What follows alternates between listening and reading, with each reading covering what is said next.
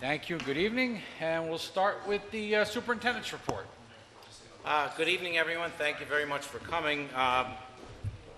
Busy meeting, lots to get through, very important stuff. Tonight begins our first dive into looking at what our 2021 budget will look like, and ultimately this Board of Education will come to an adoption on in April. We're also going to be looking at our 5-year financial plan and trying to give the board a little quick snapshot of an update of where we are as we stand here in the school year. So before I really get going into a couple of things that I want to update on and some help from Ms. Mealy, I really want to spend some time making sure that the board hears it and the public hears it. From the bottom of my heart, I thank our administrative staff and our clerical staff at the middle school, at the high school, at the elementary school, and certainly at district office. The last couple of months, we've been working at a fevered pace to get ourselves to a solid quality point in the planning for our Vision 2020 capital project. There's been meeting after meeting after meeting, and while they have been certainly time-consuming, they've been extraordinarily important.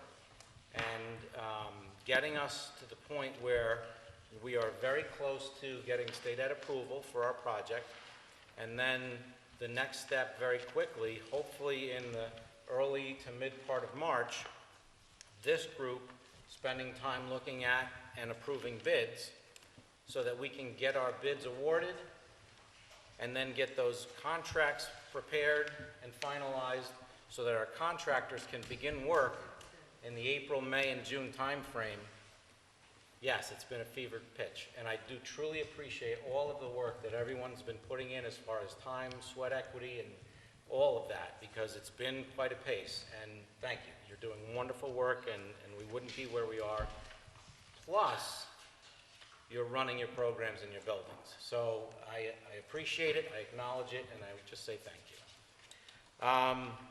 Not the least of which, we've also been fully engulfed for the last 4 weeks in preparing for tonight as we present the board a platform for discussing the 2021 budget. So we also took on the task of true zero-based budgeting.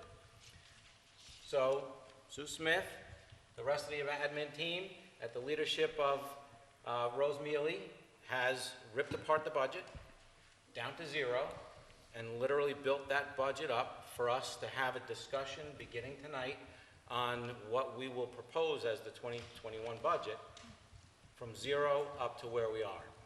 So we know it's in the budget, we know it's not in the budget. There's certainly, as we sit here in February, a lot of question marks still, because there's a series of prices and contracts and areas that are still under development. We'll discuss those with you tonight. So that's another piece I just want to say thank you to the staff for. Been doing wonderful work with it.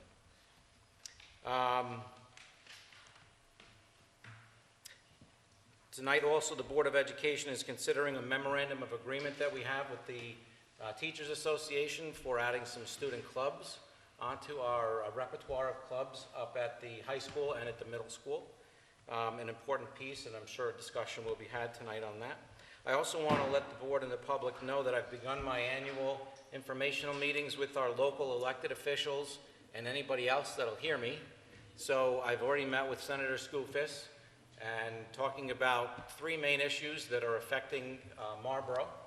Number 1 is our annual look and drive towards getting the foundation aid that the state provides for every school district correctly distributed. Right now we are funded at 59% of the formula. If you are using a formula and it's applied evenly to everyone, everyone is funded at 100% of the formula. Or everyone is funded at 59% of the formula. But that's not the case. There are districts in the Hudson Valley that are funded ranging from 55% to over 100% of the formula. And it's just not okay. So we are continuing to work on that with our legislators. Senator Skoufis has heard my annual plea. Next week I will be meeting with Assemblyman Jacobson, and he'll be hearing the same thing. And then the senator that is responsible for the Education Committee, Senator Mayer, down in Westchester. I will be meeting with her in the coming weeks as well, because one of her main platforms is writing the formula for Foundation Aid. So, anybody wants to talk to me about Foundation Aid, please stop up, because it's a big piece, it's an important piece, it's a significant piece. Just to give you an example, our Foundation Aid is somewhere around $7.8 million. A similar sized school district is getting double that in our region, and that's not okay. So we're going to keep on working for it. With that, I am finished, and I'm going to pass the torch over to Ms. Mealy to talk about just an update on bond refunding, CBIZ, non-resident tuition rates, and the audit corrective action. Thank you. A couple of items that the board will be asked to act upon tonight is the request to refund some 2010 bonds with the significant savings. We had distributed and briefly discussed this issue at the last board meeting, that with refunding these bonds at this time with the current market, we are poised to save almost $2 million in debt service.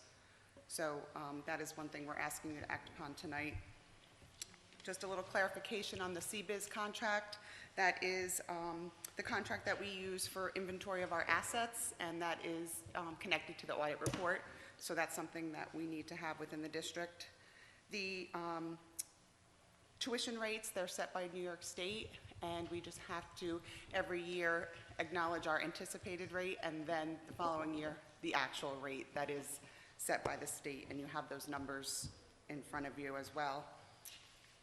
And the last thing is the corrective action from our audit report.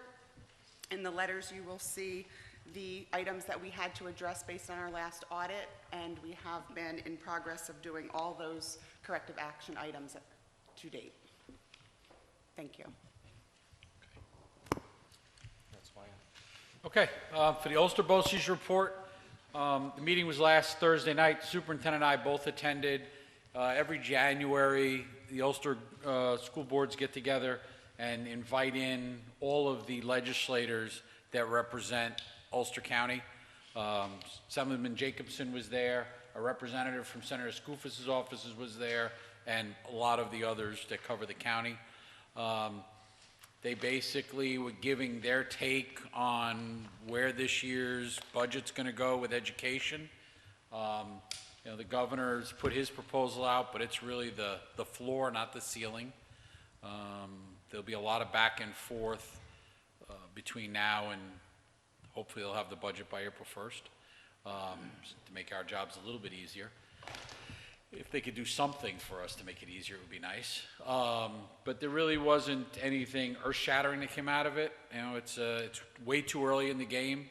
Their budgets won't come out until March. You know, the Assembly and the Senate's budgets, and that's really when it's crazy to think that, you know, we wait and then we just spend really 4 weeks trying to hammer out the whole budget. But that's the process. Themes across all the districts are pretty much the same. It's either foundation aid, funding for mental health services, or shortage of bus drivers. You know, was another big discussion, and how do you deal with that? So those are all areas that were brought up and discussed. So like I said, it was a productive meeting. So that's all I have. We'll move on to OU BOCES. Karen? Yes, at our meeting, which we had last night, we did a brief presentation on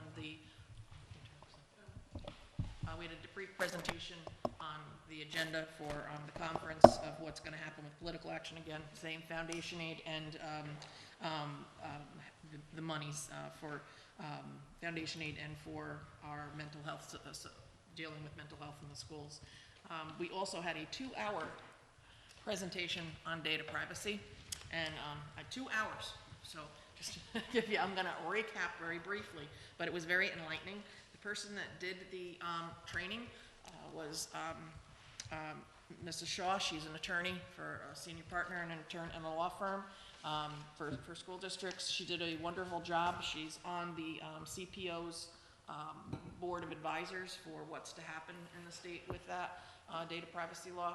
And she's gave us some actual information that was just updated recently within the week and gave us some highlights of what's going to happen in the next 2 to 3 weeks.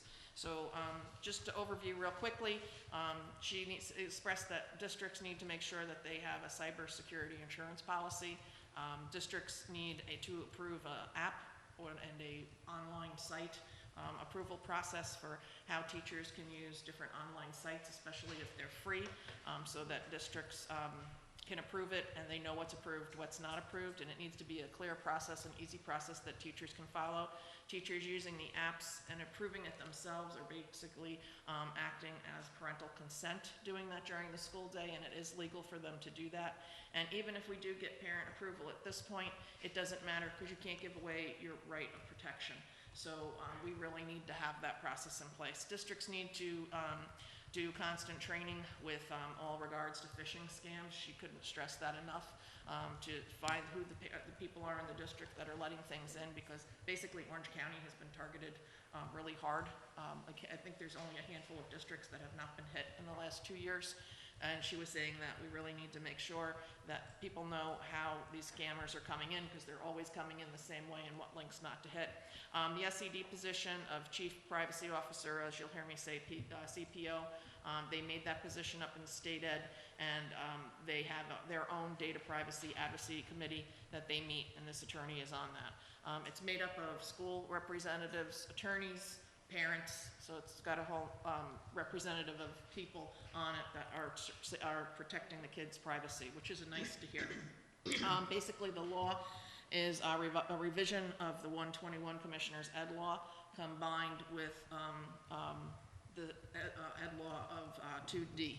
So basically what we made was, it made permanent January 29th, 2020. Board of Regents meeting made this effective, and then the actual law goes into effect July 1st, 2020, and that's when everything needs to be in effect, including this whole third-party contractor and supplement that's being put into place. So what she even pointed out is attorneys and accountants are now considered third-party providers, and they need to be provided with a supplemental agreement as well, that they're with confidential information, that it does not leak out. They recommended a 4 BTS risk assessment group to come in and do assessments for districts. They are out of Westchester. They said that each school district in BOCES is basically required to post on its website and issue its third-party preventers, who they have by 7/29/14. If it's not up, it's now into law that it has to be up by 7/1/2020. We must also be compliant in the process that these two laws roll into it, HIPAA and FERPA laws. They need to be put into it, and it needs to have in it the HIPAA encryption standards. So when you're sending out email, your email has to be encrypted through those HIPAA standards, which they were saying not necessarily the case with Google, then that needs to be checked. They listed all of the student elements covered. I'm not going to go into that. I wrote a copy for the district. It went from 2 pages to 6 pages, now to 16 pages of all of the elements that have to be protected. There's a shield law now and a fine that goes into third-party compliant providers. The attorney pointed out that they can be fined up to $250,000 or $250,000 if they are found that they did do a breach with some of the information that they had as a third-party provider. And as she stated, for her law firm, $250,000 is a lot of money, but for Google, that's not a lot of money. So she recommended that if you're using things like Google in districts, that, and a lot of our districts do, and she represents in Westchester, Orange County, and in the area, that Google Sites and Google Suites be used in schools, but not for PPI information, personally identifiable information. Keep that on the sites that it needs to be on. School Tool, RTIM, use those type of sites, not your sites like Google. There should nothing be personally identifiable on there. Bill of Rights supplement, make sure that the duration of the contract, the district has a clause with all to terminate the contract if the Bill of Rights in any way is viewed as not being followed, and it should be given now with every contract, and make sure that it has a non-compliant able to terminate clause that's very strict in its vocabulary, as she said. Also be careful, a lot of the third-party providers are using sub-providers, which can be a problem. She wouldn't tell us which one, but she told us one of the school information management systems is now using sub-providers, and they're telling us to all check and make sure that's not happening. If you are using that, they advise you to change your school management systems. Some student management systems, I just read that. Bill of Rights supplement must be posted on the website along with a list of all the third-party providers. Then she went into like best practice recommendations. They suggest now that you give the policy during the hiring process and it's signed off. You give the policy during an employee handbook and it's signed off. Mandatory annual training now the law requires, and it also requires it to be of all employees and all officers, and officers is defined of Board of Education members. It must be posted on the agency's website with notice of the policy provided to all of the employees and officers. Compliance training is already being done by, they gave a company name, Westchester County Schools, using GCN compliance training. If we don't have anybody to do the training, that's what they said could do that. The data protection officer, they're putting so much on the data protection officer that they are recommending the committee to either make it a BOCES COSER, or if you're assigning this job, the title of a DPO to a person in district, that this person should get some kind of stipend because there's so much that's added to that job. So they're on page 14 of the packets I sent everybody, that has the outline of all the job responsibilities of the DPO. It's like a job in and of itself. Finally, they said that we should follow the NIST cybersecurity framework. It's on version 1.1. They said that version 1.2 is going to be coming out. I looked up myself what 1.1 was. It came out in April 25th, 2019. Version 1.0 came out in 2014 of February, and they're saying that a new version is coming out. They also said limit data and access to employees and contractors that only need that data access. And finally, they came out with some penalties. This is kind of new, and I thought this was interesting when I read these. In the packet I'm giving you, there's a report for improper disclosure of information or breach of information that can be filled and filed with state ed. It needs to be filed within 60 days of the breach. Anyone can file it. When they say anyone, they define that as a parent, a principal, a teacher, any employee of the agency or district. It can even be an anonymous complaint they'll take. So the penalties are each act penalty of greater than $5,000 to $10,000 if you're violating 121A code of the Commissioner's regulation, and that's per student, teacher, and principal whose data was released but not to exceed $250,000, $250,000.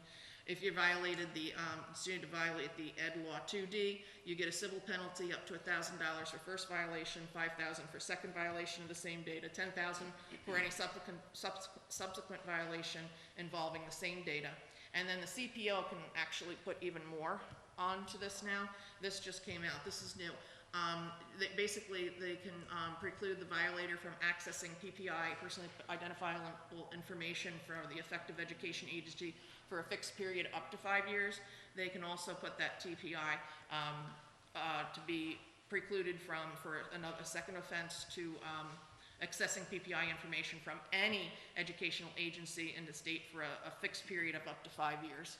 And then finally, the Commissioner makes the final determination and can add to that. So no penalties are right now for a data breach for unauthorized release of PPI information in a school district by an educational agency that we're broken into by a breach or a violation from accessing through an email or something like that. And also, as per Ed Law 2-3, Section 7, subsection C, there is no private right of action against an educational agency still. And they said still, adhere to this because that could always change. Yeah, I mean, that's really geared towards all your vendors and Oh, yeah, consultants big and time, stuff like yeah, that, big right? vendors and consultants, and they really said the vendors have to comply, and not all the vendors are complying, and we really need to enforce the fact that we're complying, because the state's really coming down hard on this in the CPL. Thanks, Karen. Thanks for sharing that report This is last for night, you. too. And I gave everybody a copy of this with my notes. Yep, so. great, thank you. Student Representative Jimin, report. Thank you. For our elementary school, highlight is the Kindergarten Literacy Night. It's an up-and-coming event where families are invited to work in 6 different literacy centers, highlighting the mid-year point in kindergarten.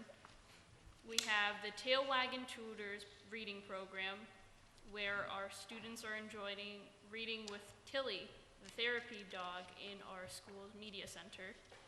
We have World Read Out Loud Day, which was February 5th, where our students celebrated the joy of reading out loud in order to advocate for literacy as a fundamental human right that belongs to everyone. For our middle school, we had the Albany Youth and Government meeting. It was January 28th, and Mr. Van Triglia, Principal Clinton, and 13 students from the middle school youth and government group were invited to Albany to speak to the state-level representatives. They met with Assemblymember Jacobson and State Senator Skoufis. It was an opportunity to see the government in action. FCCLA is hosting a Spirit Week during February 10th to the 13th in recognition of National FCCLA Week. Students are also preparing for their state competition later in March. No One Eats Alone Day, February 13th. The counseling office will host No One Eats Alone Day, a national positive prevention initiative focused on bringing acceptance and inclusion to our lunchroom. The 6th graders will participate and they will enjoy the sounds of the faculty band Paper Jam. Our high school activities, we have our spring musical, Big Fish. It is a heartfelt, powerful, and truly magical musical about fathers, sons, and the stories that we use to define our identities. It is a magnificent big fish of a tale itself, spectacular, fantastical, and overflowing with love. The show dates are March 19th, 20th, and 22nd at 7 p.m. with matinees on the 21st and the 22nd at 2 p.m. Ticket prices are $10 for adult tickets and $7 for children, student, senior tickets. Tickets can be purchased at marlboroschools.seatyourself.biz or in person with any drama club member or advisor. We also had the Ulster State of County address. On January 30th, Mr. Barbie Lane, along with 45 seniors, had the privilege to attend the State of County address at Kingston High School. Students were informed about Ulster County Executive Pat Ryan's plans to move the county forward with a large focus on our youth. We have All County, where 7 chorus and band members will practice and perform several pieces for the Ulster County Music Educators Association at SUNY Ulster on March 6th and 7th. And then finally, we have sectionals. Sectionals and Mahals have begun for our winter athletes. For student feedback, I would really like to ask what you guys are looking for. I know that the 2020 Vision Project, that's a big part, and you were talking about the state funding for our schools, so I could always ask them about like programs in our schools that are important to them and give you guys input so that when you like meet with them, they can like know how we really feel. Outstanding, actually. I'd love to meet with you and a student group and talk about foundation aid. Yeah, let's plan on doing that. So thank you very much for the question. All right. They're the future voters, so it's good to get that information out there and have them be talking to their representatives. Also good that you want to talk to the kids about Vision 2020 too. Yeah, See what they yeah, want. because eventually you guys are gonna ask me about like what are my opinions on the 2020 Vision Project and Well, what all should we do? We got a lot of, but just see, the project's done. It's, Yeah. you know, it's going out to bid. The representatives last year were able to give input into pluses and minuses. We were thinking about doing things, they said it did make sense, because we're really, I mean, the project's nailed down to the point where they're trying to finalize the bid specs so that we're, 4 weeks? Hopefully within 4 weeks. Yeah, we're Going out working to on bid. bids, right? so. But there's all the other things, definitely, as much feedback as possible. I think that Mr. Lawler has some things after today's Facilities Committee that he's going to work on engaging with some of the students with, as will Mrs. Clinton. So thanks for the offer. Yeah, yeah. Thank you. Thank you. 2020, 2021 in budget?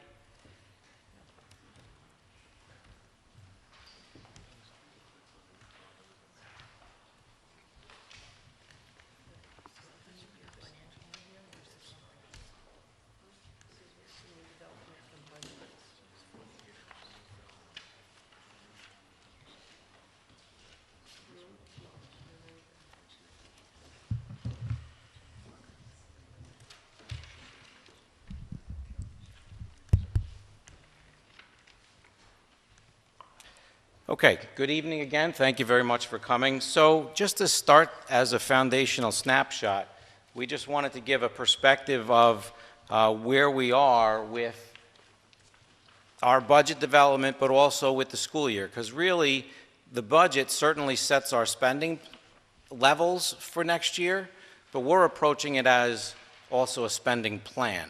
So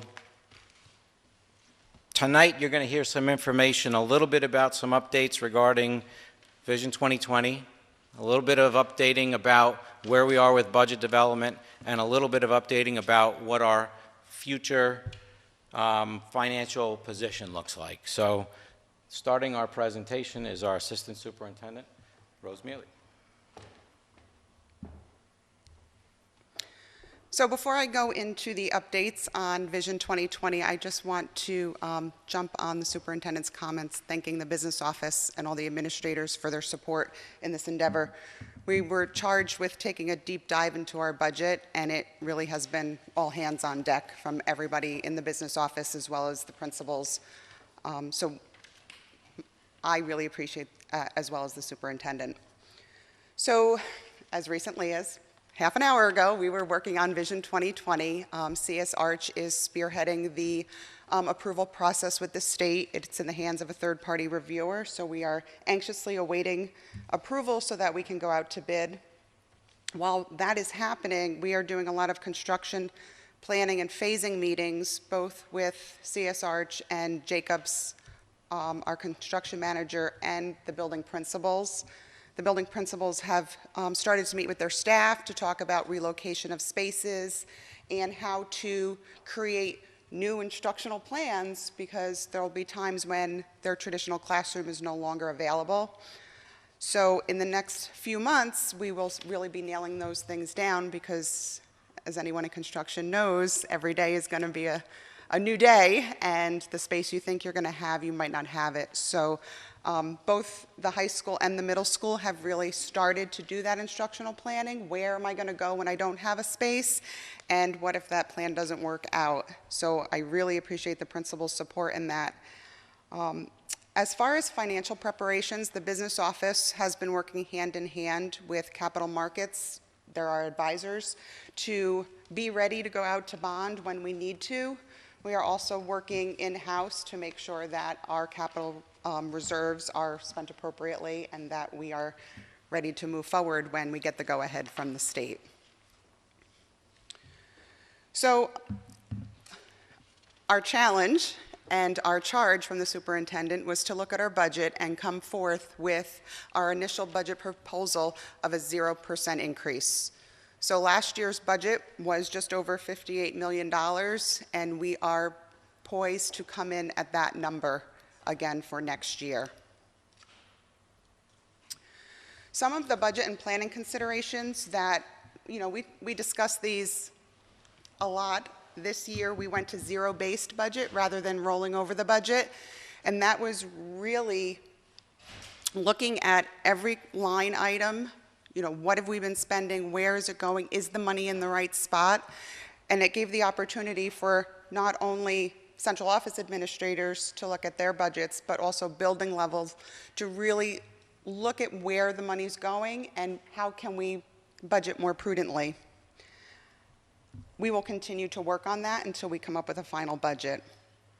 Some other things that we have to consider are salaries and expiring contracts. At the end of this school year, our labor contracts and our transportation contract expire. So those are some unknowns with creating the budget that we're working with. We also, every year, have the potential for retirements and breakage. At this point, you know, it's ongoing. We're waiting to see how that's going to affect our budget. The final state aid amounts, in a moment, I'll show you what is projected and what we had last year. But we really won't get those final numbers till about August 1st. I'm sorry, April 1st. I should put the glasses on so I could see. Another variable with budgeting is BOCES, both for our regular education students and our special education students, getting those final costs in, and enrollment of in-district and out-of-district special education students. We know that students enroll all year round, and we see peaks in the summer, so we're really looking closely at the special education line to make sure that we have enough funds to appropriately plan for all our children. So for this current year, our aid package from the governor was just over $16 million. With his proposed package that was released recently, we have a 2.29% increase, so it's just over $360,000 increase. We're hoping, of course, that goes up over time, but that is one of the things that we are putting into our budget at this point. For the tax cap calculation, last year our actual levy was just over $35 million.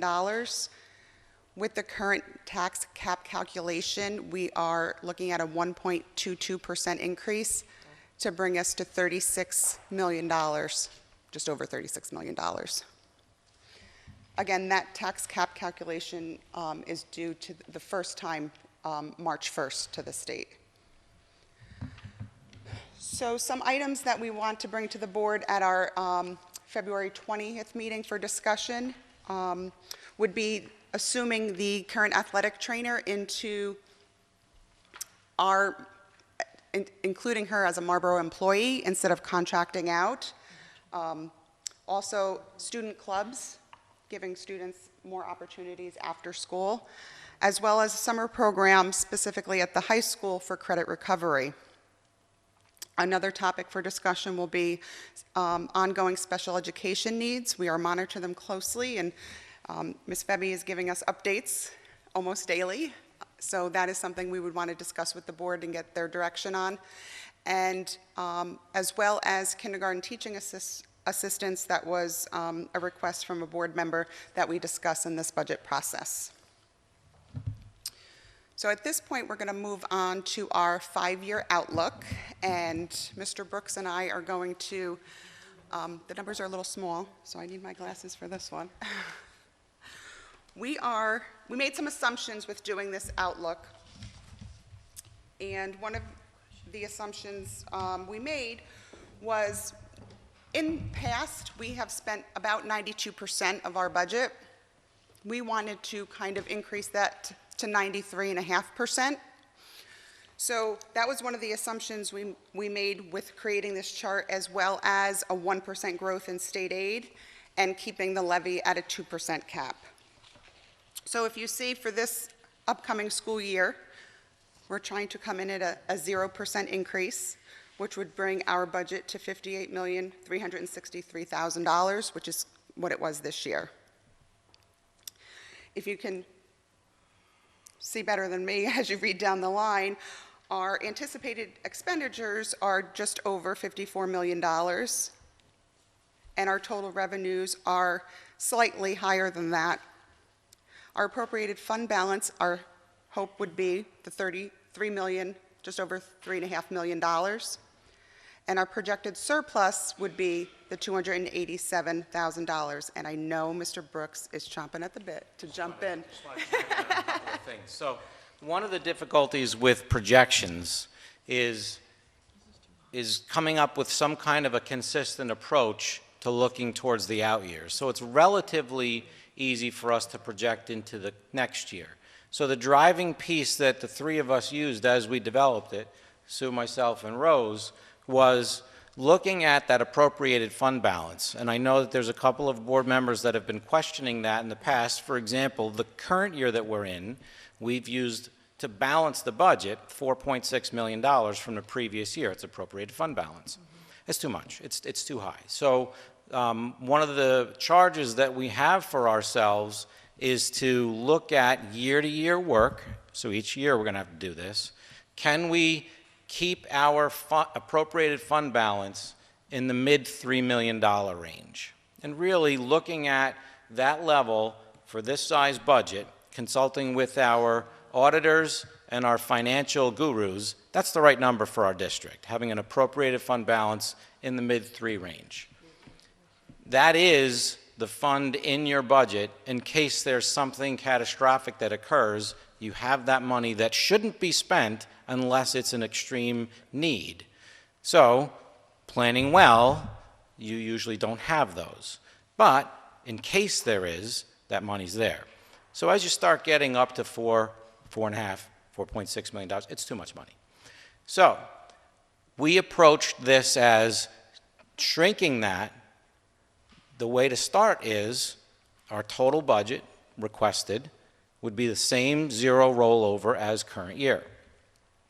Rather than as our historical look at budget expenditures goes, be a 92% expense rate, we just bumped it up to 93.5. And we carried that number straight out across for the 5 years. For the total revenues, for next year, that number is actually what we anticipate based upon the aid package that the governor put out and our 1.22 tax cap. So that's a pretty accurate number. So it's simple math there. 54 million plus 3.5 million gets to the 58 million. There's your simple calculation to it. So that's our anticipated for next year. Real revenues and real anticipated expenditures for next year, we're anticipating the next year is going to have a surplus of $287,000. And that's based on what we've been doing with our zero-based budgeting. So again, we're still figuring high with the expectation that we'll come in below that and maybe realize even more savings. But again, that's literally a year and a half from now. But that's the methodology that we used for projecting out for all 5 years. So it's a consistent formula as you push across that chart. It's the most simple, basic way to do a 5-year fiscal plan. So that really is the basis to it. And then you see, as time goes on, if we look at that fund balance, remember, this is a financial plan, not a spending plan. So if we look at that projected surplus, that is cumulative each year, which is, so in 23-24, we're not looking to have an $803,000 surplus. That's cumulative of previous years. So really, you look at the difference between anticipated expenditures and total revenues. And that's how you come up with what your projected surplus is, cumulative against each prior year. That may not come to bear depending upon decisions made by boards or any of these figures changing because of realities that come out of Albany or anything else. So we're confident, very confident for 2021 that we can come in at $58.8 million, $58.3 million, a rollover zero, 100% confident on that. The out years, it's a formulaic projection, and we're in a good place, folks. We knew that this was the year that we were going to turn, and we absolutely are turning, and we're going to go back to level. So, Can we ask questions, or? yeah, we'll get, yeah, Ned? just right after the slide we're on. Okay, so just some of our next steps. Our next meeting, February 20th, like I had mentioned earlier, we have some items to discuss with the board to get some direction. March 1st, that's when our tax levy limit calculation is due to the state.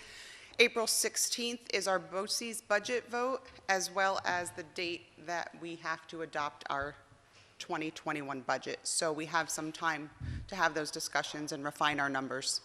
So, and the budget vote is May 19th here in the Milton Gym from 6 to 9. Questions We open from it up the for board? questions. Karen? I have a couple questions. My first question is about the tax cap update. So I see you're looking at an increase of 1.22%.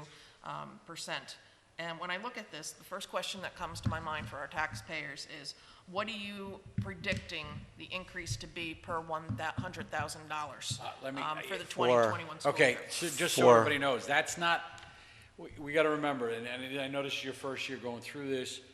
I'm also a business official. Yeah, but the tax cap and how much people are going to pay per thousand, we will not know Until the until August, when the individual taxing authorities set the tax levies. We will be able to make an estimated guess. Right. Usually it's the. Close at to adop- adoption. Yeah, a great question. We are actually have reestablished from last year, and now continuing on. I think Cindy was down with us today, right?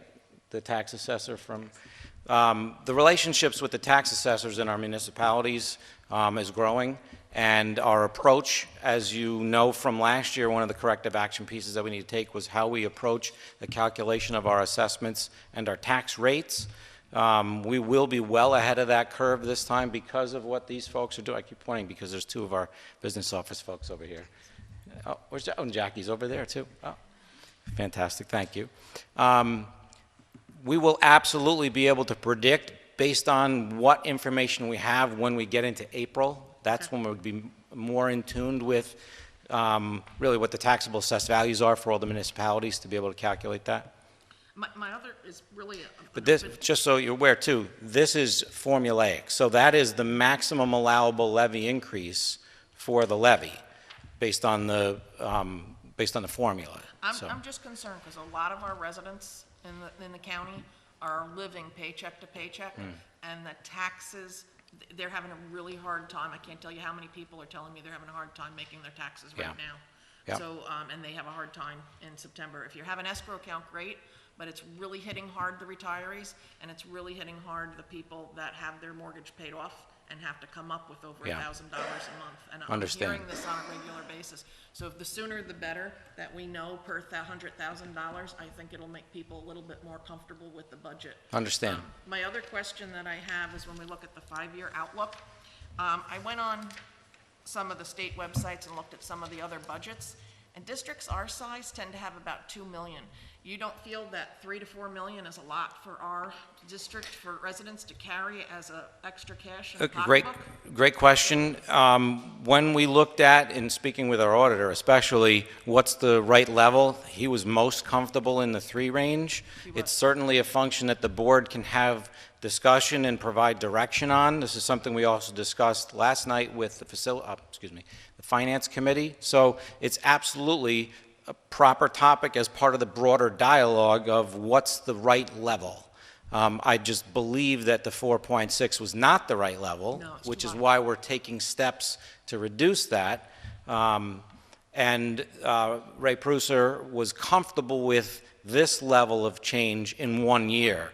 Anything more significant than that, he would be very concerned with, because you need to be cautious and careful because of changes in the economy here and there. It's, Well, it seems to drop down, and then as we go out the 4th year, 5th year, it starts going back up, and we're up again over 4 million again in 5 right. years. So Which seems high again, we applied a straight formula to it, so each year we're going to have to recalibrate based upon the realities for the current year with the final audit. So that'll recalibrate and make it, and we fine tune it. Once you get to, Karen, once you get to 22, 23 and beyond, these are very wide range as far as their Well, forecasting. accuracy, right. That's So why that's why we we chose to use a focus on. straight formula for the forecast as opposed to, well, that's too high. You know, it's a formula.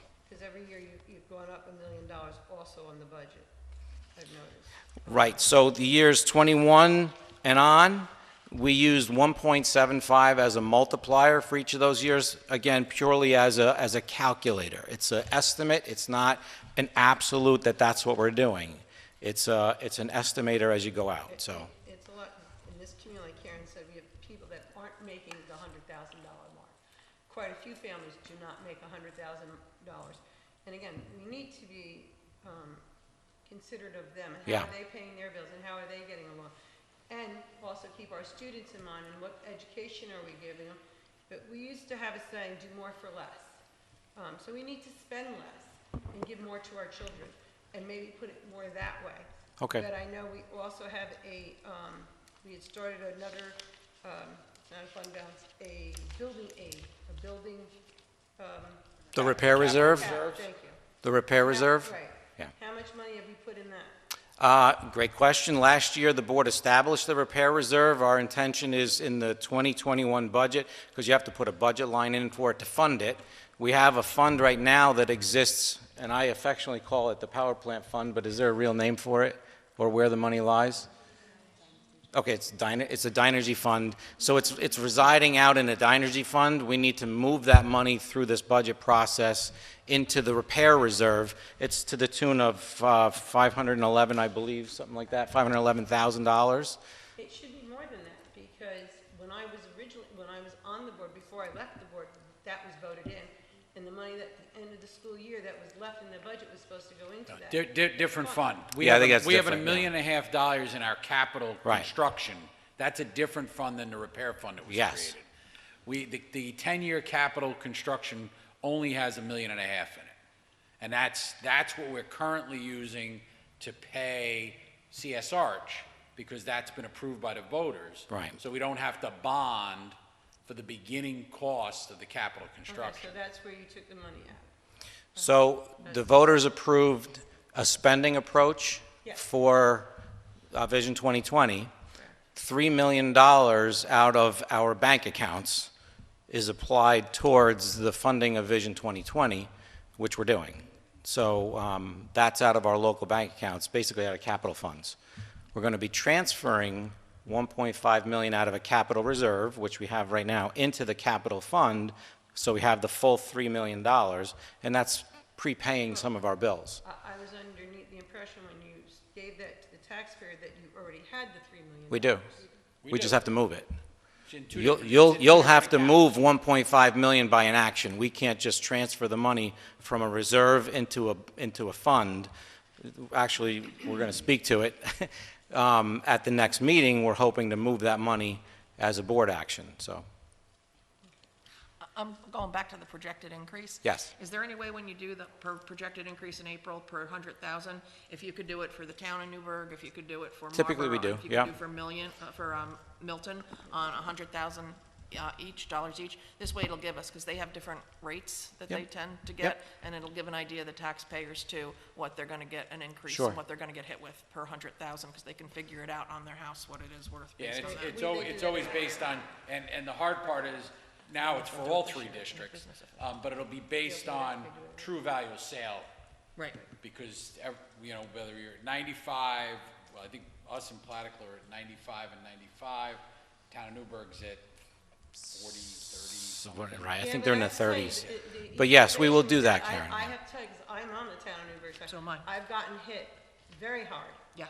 on our side. Yeah, well, that's. And I have people selling their houses because their taxes, everybody keeps thinking from Marlboro and Plattekill and Milton that our taxes are low. They're not low. I got hit when Marlboro went through the Dynegy thing. My taxes went up 3 times the amount. My girlfriend had to sell her house because they were paying a low amount, and then they got hit, and Well, now that- they had to we all- move. and Well, like I that's- said, everybody But in yeah, our community got hit. we will- It's not just you, it's the whole community. We will do that, though, Karen. If you look at our budget pages from last year, Yep. one of the last few presentations, there's a I just want to make page. sure we have the same format as last Correct. year. Because I know Correct. we have a new business manager, a new business Correct. official. I just want to make sure that We will we're do that. going to do the same format. Yes. How much on the spending did we cut down from the budget last year? I mean, because I have to tell you, we seem to spend a lot of money, and I was wondering if there's a way that we can cut 15 to 20% of our spending down. There's a lot of things going on. I'm open to the dialogue, so, I mean, like I said, I would like to see us spend less money on things, in the buildings. I'm open to the dialogue, The yeah. largest portion of our budget is personnel services. Correct. So to cut 15 or 20% from your budget, you would have to cut employees and programs. Well, I think we have to be more wise the way we spend our money then. Well, no, Maybe that's the word I'm looking for, Frank. yeah, but if you want to cut 15 or 20% from your budget, you can't physically do it without cutting programs. And then I don't want to do that because we have good programs and our students are good. Then I think we really need to look about the way we spend our money and what we're purchasing and how we're purchasing. And trust me, because I'm on a low end of a budget, I have to watch every penny I spend, and so do people in this community. And I think we as a school district need to start saying, oh, are we getting paper here? Paper here, which one is cheaper? We need to really shop around for what we're purchasing. Well, I think, and unfortunately, Joanne, we've had this conversation for the last 8 years. That's what they do. Whether it was the prior officials or the current business officials, they look for the best possible price. And as always happens, we're at the point of the fiscal year where even though all departments have budgets, the superintendent stops allowing them to purchase stuff at this point of the year to try and capitalize and save as much money as possible so that we have reserves to go forward.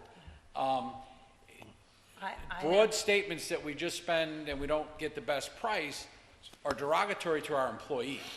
So I can give you an example. Frank, Joanne, No, can I- nobody here- I'm not saying, I'm But- saying we just need to be wiser and a little bit more efficient the way we spend, so please don't say that to me again. Well, nobody Please do not here disrespect doesn't me want to here say again. this. Nobody's Well, disrespecting. Remember, John? remember too that there are business controls in place when it comes to procurement. Any legal entity, government entity, school district can't just go buy. They have to buy, most of Correct. it goes through BOCES, pre-arranged, negotiated prices and deals and. But some are a little cheaper than others, and sometimes you overlook them. I'm not saying he's doing it on purpose, or we're going out and spending, oh, here's a pencil for $15, let's do it. I'm just saying, sometimes you you're- just need to you're look right. a little bit No, harder. you're- You need to Joanne- look a little bit harder for that extra savings, and maybe we can buy the $15 pencil for $10. I've not That's known all any I'm asking. reason to believe otherwise, so I can't answer that. But I do have a But question on the can I thing when just, you get to it. because I want to, you're right, and that is something that we have to always be mindful of, so I'm glad you're saying it in public forum.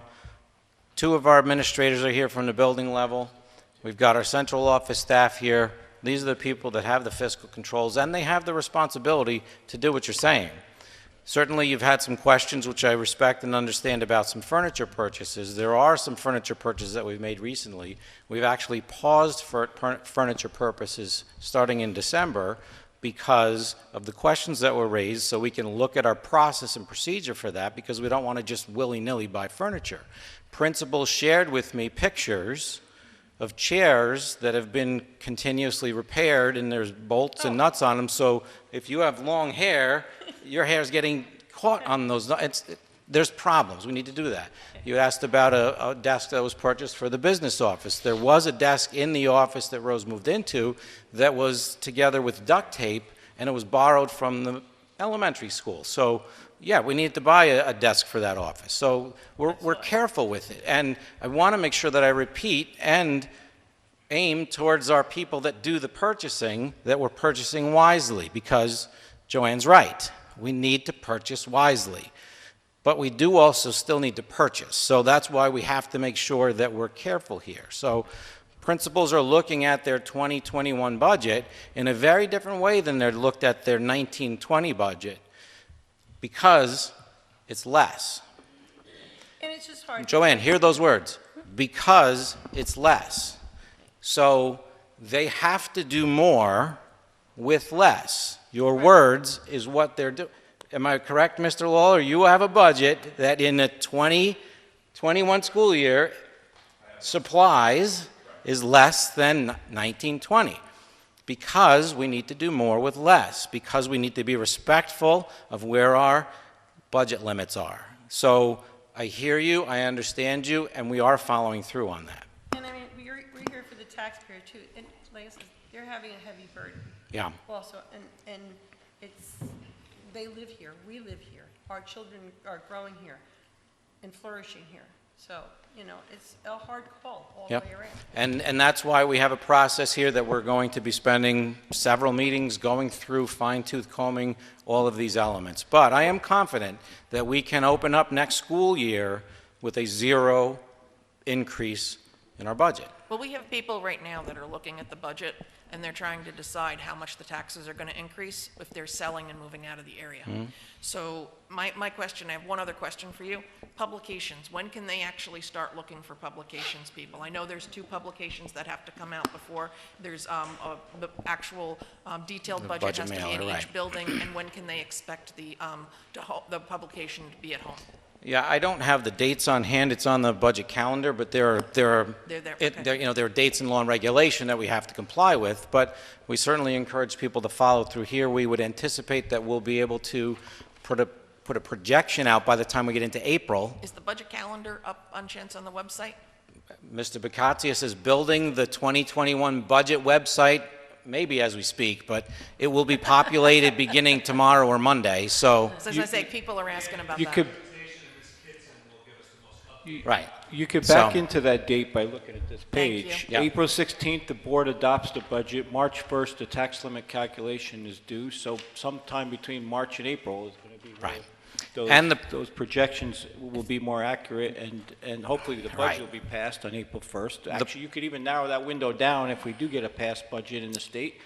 Between April 1st and April 16th, you Yeah. have the most accurate numbers that you're ever Right. going The to get. problem is that when we do the projections for the tax rates in April, it's going to be based on last year's assessments. Because Which we've the done. new assessments aren't available till August, but we're going to do our best to do some projecting because of the relationship that we have with the assessors in each of the villages now, or And towns. I don't think people So- really mind if it's $20, $30 difference. It's just that I- we really like to know and budget how Yep. much is coming out if they So- don't have that escrow. Understand. But the problem we have found historically is because each of these towns makes changes, we're giving an average. It never, ever, we've all seen it in our own tax bills, it never, ever is even close to what we put down in those estimates, because when they make adjustments in everybody's assessments, I got a letter the other day, if I don't fill out a form, my tax exemption for the solar has gone away because of something the town did. I gotta fill out a form and I can still get it. But so anybody that didn't fill out that form, the value of the house is going up.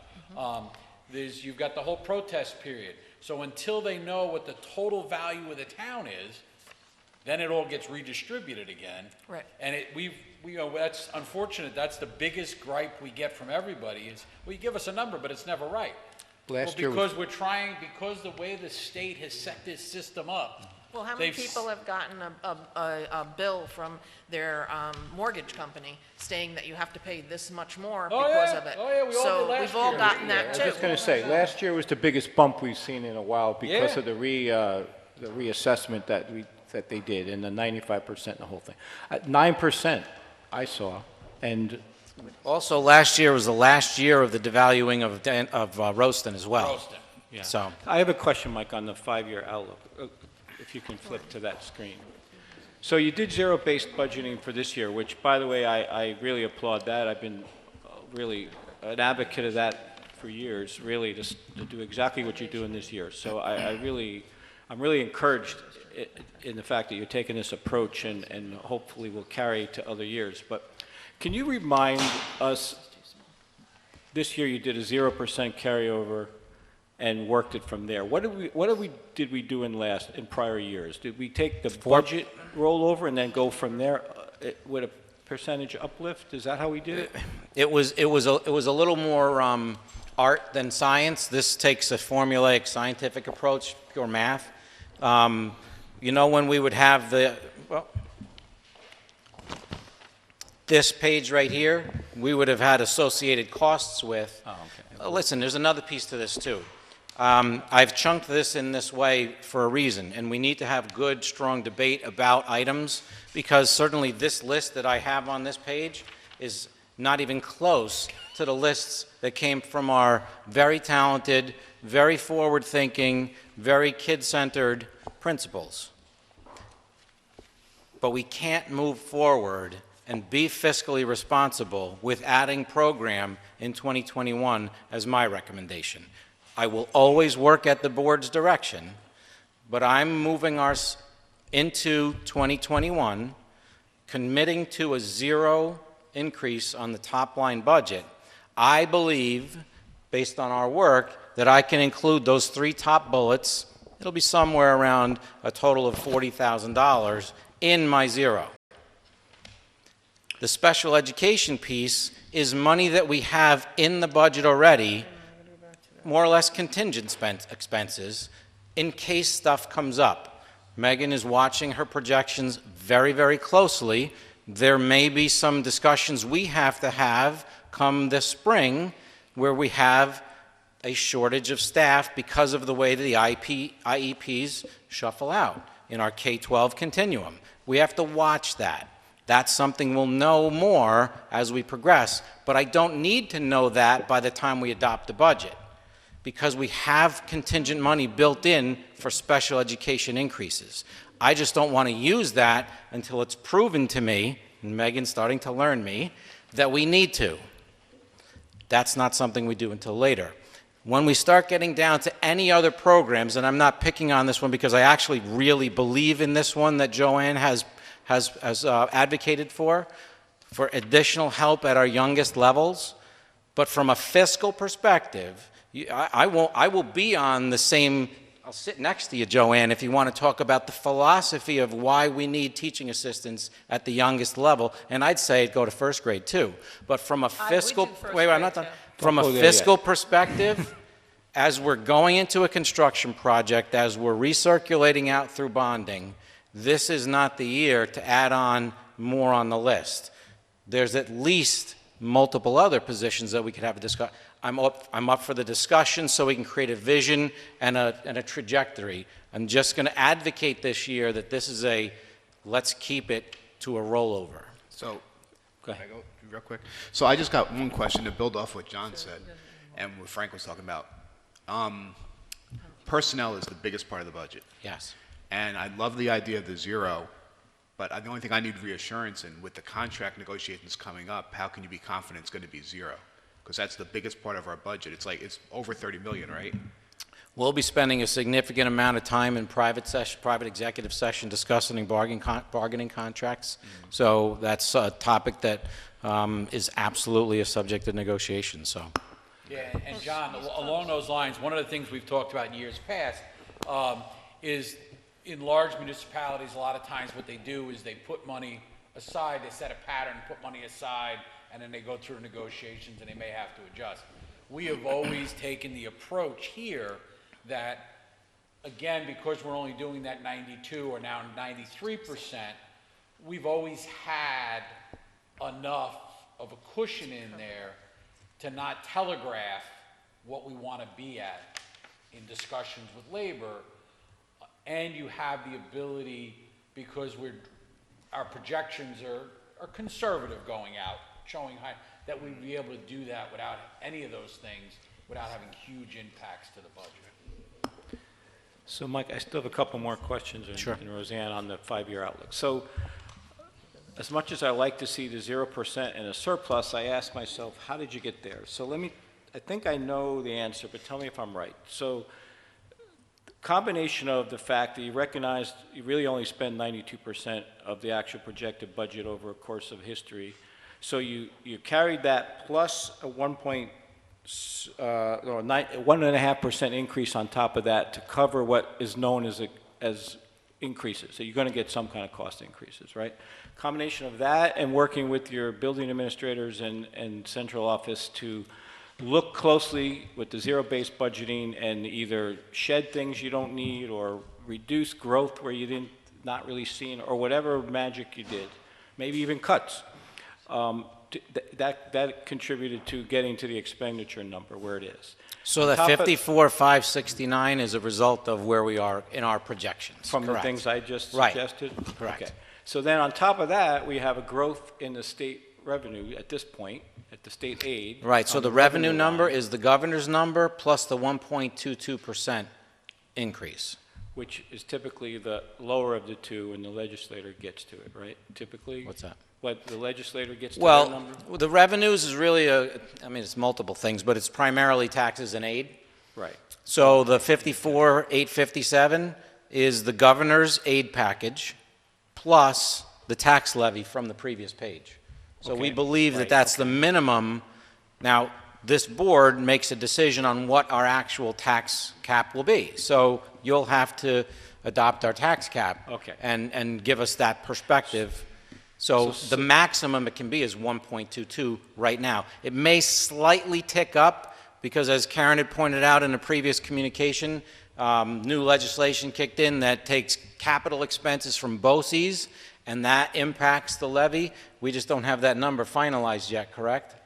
Okay. Okay, the- so the there's going to be a little assumption- tweak. But remember, March 1st is an initial, Yeah, no, and then it's finalized later in April. Understood. I'm just trying to wonder Right. how you got to numbers. So, Yep. so it's really, to restate what I said, it's a combination of the projected increase in state aid as you know it now, the tax levy, which is calculated at 1.2 or 3, Correct. and, and the next line item, which you reduced the appropriation that you typically would put in the budget from the over 4 million to the 3.5 million. Not really. The appropriated fund balance is really the difference between anticipated expenditures and the total budget. The bottom line projected surplus is actually the difference between anticipated expenditures and total revenues. Okay, I got you. And then, okay, so that's how you got to the 0%. Well, John, let me follow up because it's a great tie into what Karen was saying. We could get it down to $2 million. Our budget would go down by another $2 million. But that's getting really, Ray Prusa, our auditor, would be very uncomfortable with that precipitous of a drop in 1 year. So we'll have to, again, have that discussion. But we could also see, when we're here this time next year, the Right. comfort level we're at, Right. we could very well do another zero-based, a Correct. zero roll of a budget. Because of new And realities. because we're seeing the numbers, hey, the numbers aren't so bad, and then we could do this again. And again, the following year, you're much better off from a stability and budgeting standpoint to do it gradually. Right. You know, we found a ceiling in it. If we can financially afford to do it and we have a comfort level, based on what we see the actual numbers being, each year, that number may stay the same for a couple of years. Right. Depending on where we as a group feel comfortable. Right. Right. And still be able to have that. I mean, that would be ideal. It's just, that's a year and a half from now, or a year from now. You can't Right. guess that far out. And as Mike said, even this right here, if it comes to the way it comes to be to fruition, as how it's laid out, doesn't come without sacrifice. There's a list of things that people want that are not on this list, or not in this budget. Correct. Last question on the way this outlook late. So I think Frank just touched on it. So you did not project 0% carryover for the remainder of the 5-year outlook. Correct. Basically, why? Just to be a conservative view, or did you have some? Because sense? it's too far out of an unknown to, I mean, listen, it'd be candy if I threw out zeros all 4 or 5 years. So we use 1.75 as an increaser. That was the historical number that had been used in the projections as well. So that's the number we threw into the formula. Could it have been 1.5? Yeah. It was the increaser that we used for the out years after next year. All right, That's it. that's all my questions on this. I just have one point I just want to make, and we do the budget. I pulled information from different areas, and it came up with the average of what everybody's coming up, especially censusreporter.org. And if you look in our school community, the average person is 42 years old. If we look at the average house, it ranges between $245,000 and $250,000. And if we look at the average income, it's about $84,000 per household. And we need to keep in mind that average household when we're doing this budget and we're looking at increases and we're looking at taxes. That's even, a lot Hear of you. the households, 'cause we do Understand. that, it's even less than that. If there's no other questions, we don't have any. Not at this point. We'll get to a period in a minute. That's all we have. Any other comments from the board? Good start. Okay. Thank Thank you you. very much. I just have a question, because I want to go back to where I asked for the aides. So you don't want to put those in the budget, or that's up for a budget discussion? I'm sorry, I didn't hear what you said. The aides, Kindergarten aides. the kindergarten aides.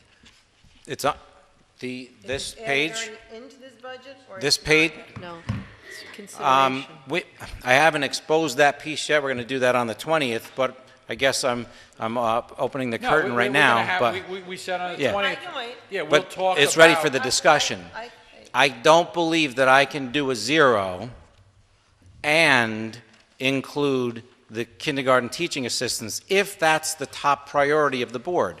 I committed to you that we would put it on there for the debate, because certainly everybody might come up with an item that they want to have discussed for the 20th. I know I've got some principals chomping at the bit to add to that list, but I'm trying to just be a starter point.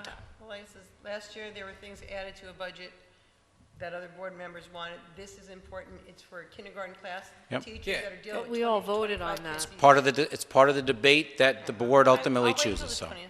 Yep. Yeah, it's on the list, so you don't even have to ask to add it. Thank you. Thank you, Mike. Henrose. So now we'll move to public comment on agenda items. So at this time period, the public's welcome to come to the podium, state your name and your residence, and you're limited to 3 minutes to ask questions about actual items that are on the agenda. There's an open comment period at the end also. Any public comments on the agenda items?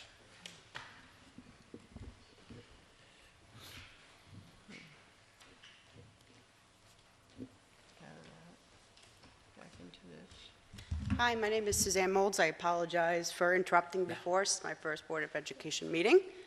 And I just had some questions in regards for the tax cap and so forth, in regards for what Joanne and Karen were saying earlier. I might be one of these rare birds. I do not own a home here in Marlborough School District.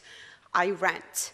And currently where I rent from, I've been living there for the last 5 years, and I just signed a 6-year lease for a 2-year extension. However, my increase went up by $100 per month. My next door neighbor went up $200 a month. Neighbor 4 doors down went up $180 a month. Neighbor 6 doors down went up $140 a month. The reason why is because the community where I live got hit with a $1.8 million tax bill. And their way of combating it is now to allow Section 8 housing. So through the other section of where I live, which is a little more of an upscale place, townhouses and so forth, they have increased our rents. I am now paying what's almost equivalent to a mortgage for rent. People are leaving the community where I live in by the droves because they cannot afford to go ahead and continue to live in this school district. It's the town of Newburgh, so taxes are, like Joanne said, much worse, because I'm actually currently looking for a house, just started the process today, and Marlborough school taxes, the taxes are cheaper than the town of Newburgh. Yep.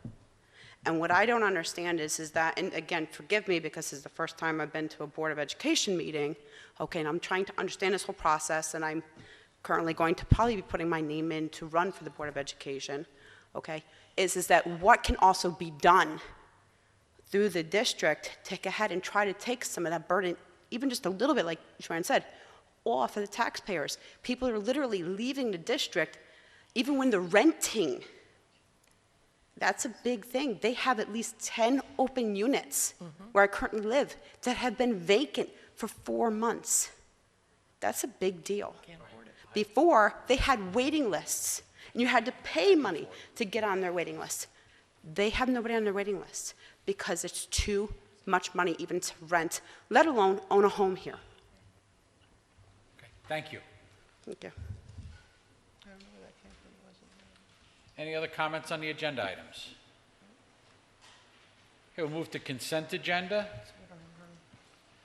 Resolved that the Board of Education, upon the recommendation of the Superintendent of Schools, approves the contracts, agreements, and reports as presented. Personnel actions, donations, contract for CBIZ Evaluation Group, Board of Ed meeting minutes for 1/23/20, non-resident tuition rate report, letter of corrective action plan for audits, and the MOA for the MFA. Can I have a motion for consent agenda? James, second. Karen. Discussion. I have a question. Okay, if we could, some semblance of who's asking, because I got a bunch of people. Joanne, go ahead. I have a question on the personnel agenda. I just lost it. Hold on. One is the stipends aren't on there. Is the microphone on? Yep, Okay. microphone's on. Just the only reason, and I would just want to remind everybody, yeah. and is that I did take the opportunity to listen to the 2 board meetings when I was away, and although you may all be able to think you can hear everything, if you don't turn the microphone on, When you're watching, you can hear nothing if the microphone's not on. Okay. So on the board agenda, the stipends are missing. I realize that we're maybe going into negotiation, but again, they should still be put there. The community should have the Okay, right to know about that, that's There one. was, before we, and we're gonna, I think we're gonna take something up with that under new business tonight, because we've got, we're one of the few districts, if you go to the website, every personnel contract is posted with all of the costs.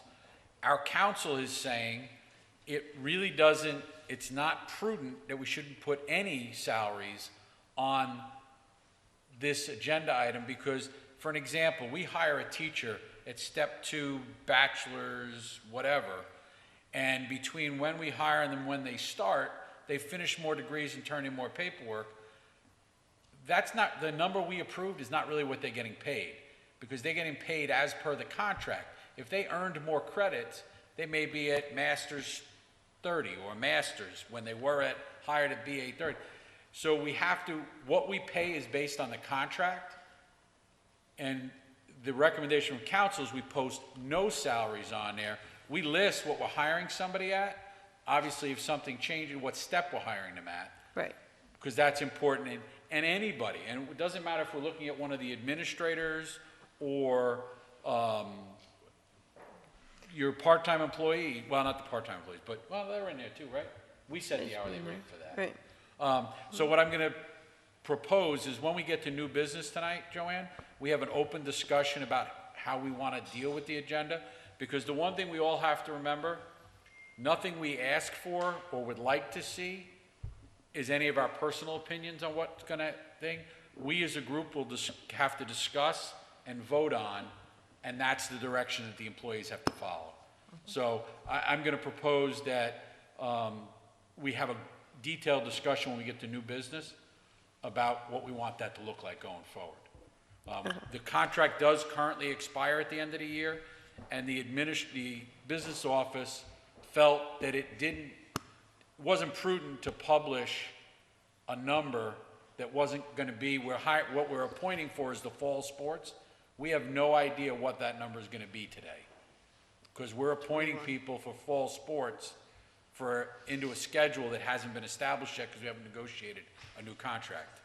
We all know that the current rates will continue until there's a contract Well, settlement. that's what I'm saying, something should be posted for the community. Well, The and community they has are. the right to know. And they can. Every contract that we have is posted under the business office. There's Okay. not Again, one. And do you know how hard that is to go to that website and look for the business office and look for the contracts and to go through them?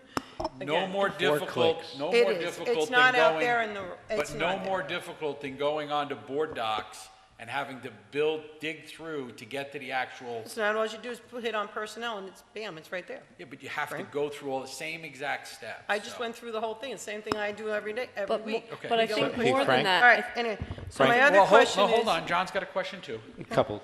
First one, to the point you're on, though, but we have the memorandum of agreement listed here later on. Well, it's also in the consent agenda, which does have values. Right, because in there. that's an actual agreement with the union with set prices based on today's contract. So it's there for reference, then, basically. Well, that's an MOU that becomes attached to the personnel contract for that bargaining unit, Which isn't there today. which isn't there today. Okay. Yeah, those are the Okay. new ones that were part of the direction that we had given the superintendent Right. last year to work with the union on. Okay, so, but if you have to look in two places, but it's basically what we know the numbers to be now, to the whole point that we're having the discussion. It's not listed as the stipend on the personnel recommendations, but the numbers, if we were to vote this in, would be the numbers that correlate to No, these. it'll be, because if you look at what we're appointing, those are fall sports. I wasn't the referring to con- those. I'm sorry, I was Yeah. focusing on just the new Yeah, increase. so of like positions. for the purposes of lacrosse coach, this spring's lacrosse coach will make what's on that MOA. I'm Right. sorry, That part. Yeah, I'm- that's I've- because That part, that's right, a that's set, an- that's a set for the a new current s- fiscal right. year. I'm mixing it up because the memorandum of agreement has the positions that we're creating for clubs, nothing to do with the coaches, except there's one coach on there, sorry. But, so I didn't make that correlation, so I see it. But for the creation of the increase for those positions for the clubs, the memorandum of agreement would align with these positions, right? If voted in. Well, we're, Oh, that's, all right. it's okay. only the current year that All we're right, doing. I see. I got you. So Okay. if the contract, I understand. if the teacher's contract gets a 1% increase next year, and those salaries would be built into their new contract schedule, they would have a 1% increase I understand. over the numbers we're setting them at based on the MOA. Because that MOA is to the current contract. Okay, it's a little confusing because Right? the effective dates are the same, Am I correct on that? 2019 to I'm 20. right? but- Okay, I'm just double checking. All right, that's neither here nor there, really. Okay. That wasn't my So- main point. Remind me, please, the board and Mike, I believe these positions or these clubs that we were looking at here were in last year's budget as something we said we wanted to include. Is that true? Were they listed out in our budget discussions? No, potentially, the way that clubs work in this school district, and it's part of the contract too, a teacher can propose to do a club and goes through a process, there's a form to fill out, principal reviews it with them, and then ultimately superintendent has to sign off that that's a viable club that we want to try. The first year that that club runs, it's for free. We don't have to pay a stipend for the first year. If then at the end of that 1 year, as we review it, we see that there are children interested, it's a viable club, it's valuable, and we want to keep it going, we then decide that we're going to discuss it with the board to negotiate, get authority to negotiate to keep that club going and pay it as a stipend. So, To account for that, each year that I've been here, we've added a few $1,000s to the budget to absorb those eventual costs, because I firmly believe that more opportunities for children in clubs of experience is a great learning experience. So we've accounted for that as a general dollar amount, knowing that some clubs are going to continue. So that's the way I that's what I was just Let going to me ask. finish going, because Yeah. I'm on this point here. But some of these have been going on for a few years, like Girls on the Run, for example, right? So what did we Are do? you looking at the personnel grid? Yes, So sorry. those are all already in the contract. They So are. anything on the personnel grid under the, for the 2021 school year, those are currently in the contract, and we're appointing them for next fall. No, the 1921. I'm on the 1920 for create, letter E on the personnel actions, creation increase of position, which are the clubs. Yeah, that's the spring. Oh, okay, right. Right, that's Those just right there are the ones that are reflected on the MOA. And some of these, though, have been running for a couple of years. So is this the first time we're creating the position? Well, they may have been running, but we haven't been paying. So, for example, Girls on the Run, I know was in place 3 years ago for the first time. Correct. So each year since, the woman who's been running that, or women, more than one, have been doing it on their own time. Correct. Okay. We don't Thank you. pay until after they've completed the one-year form, and it's managed through our personnel office, and I'm ferocious with it, so Okay. we stick to that. 'Cause That one threw me off because it was more than a year, but if they chose to do that, they can do it year to year. Day one is when they submit the form. So they could have been doing it for a couple of years prior before they submitted the form. Okay, thanks. Joanne, you had another question? Okay, I do. I noticed there's a transfer on H. Which one? So, letter number H, transfer. Okay. There's 2 transfers there. My question is, business office secretary, typist, the business office didn't have a typist. Are we creating a new position? Because that means special ed no longer has a secretary. So we created 2 positions, right? We Huh? created 2 positions, so now we have 2 open positions. We're required to post for those positions. What do you mean we have 2 open, wait, we didn't create 2 new positions? Yes, the Board of Education created 2 full-time clerical positions, 2 meetings. One was supposed to go to the high school, and one's for the payroll clerk. Where they're. Correct? Right, but, no, you have to, Okay. the board created 2 positions. Correct. We have to post for those 2 open positions. Okay, We posted for those 2 open positions, and someone has, 2 people internally applied to take those 2 positions. So this, as a historical piece, we've notified the board that this transfer is being granted. okay. So So my que, And then, So then and the then new what's gonna hires happen? will be occupying the positions that they were once in. So the open positions will be at the special education office and the high school guidance office. that's look not at- what we hired yeah, 2 positions for. but- We but- hired a position for, But- so we didn't hire a typist position for the business office. I- We hired a payroll clerk for the business office, Correct? and we hired a secretary for the high school, for the guidance department. So now, there's a new position being, which is a That's typist not at accurate. at the business office. No, but that's not accurate. The business office never had a secretary, That's not, other than it was Jackie. Joanne, Okay. we hired 2 positions. Correct.